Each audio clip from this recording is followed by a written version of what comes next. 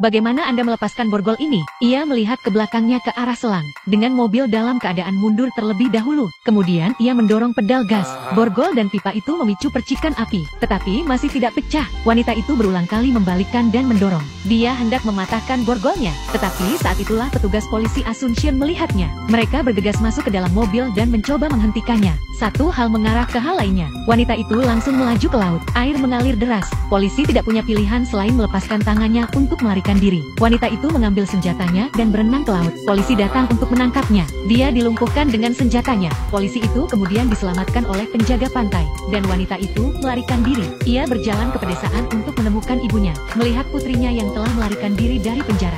Sang ibu tidak mengatakan apa-apa. Dia hanya memberikan tabungannya selama bertahun-tahun.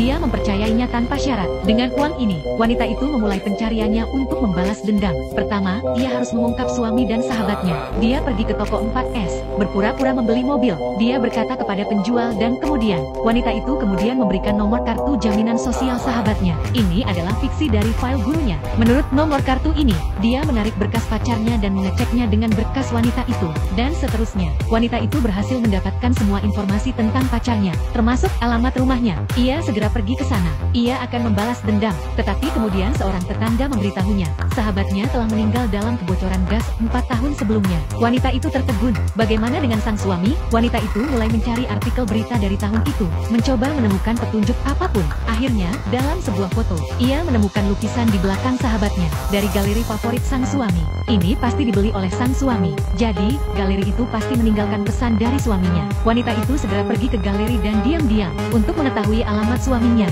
Tetapi tidak lama setelah ia pergi, polisi datang mengejarnya. Ternyata, seiring dengan berjalannya investigasi, ia mulai percaya bahwa wanita itu telah salah dituduh. Jadi, ia berkeliling mencari bukti. Ia ingin membantunya memecahkan kasusnya. Tetapi wanita itu tidak mempercayai polisi. Begitu dia melihatnya, dia pergi dengan mobil. Ia harus meninjau sendiri kasus ini. Malam itu, ia mengenakan gaun mewah. Ia datang ke pesta suaminya. Sekarang dia adalah orang yang sangat sukses. Tidak ada yang tahu bahwa dia memperoleh kekayaannya dengan menjebak istrinya. Saat ia melihat wanita itu, saat ia melihatnya, ia berada dalam keadaan terkejut. Ia tidak pernah bisa membayangkan wanita yang seharusnya berada di penjara, tapi dia ada di sini. Dia wanita jelek tidak pamar, dan kemudian berpura-pura mengatakan, saat itu sahabatnya yang pertama kali merayunya. Wanita itu telah melihat melalui kejahatannya, tidak lagi mempercayai omong kosongnya. Apa yang terjadi pada pacarnya pastilah bukan kecelakaan, karena sang suami mendapat bayaran besar lainnya dari itu. Wanita itu berkata kepada suaminya, jika aku tidak mengeksposmu, tidak apa-apa. Jika Anda membiarkan saya melihat anak saya.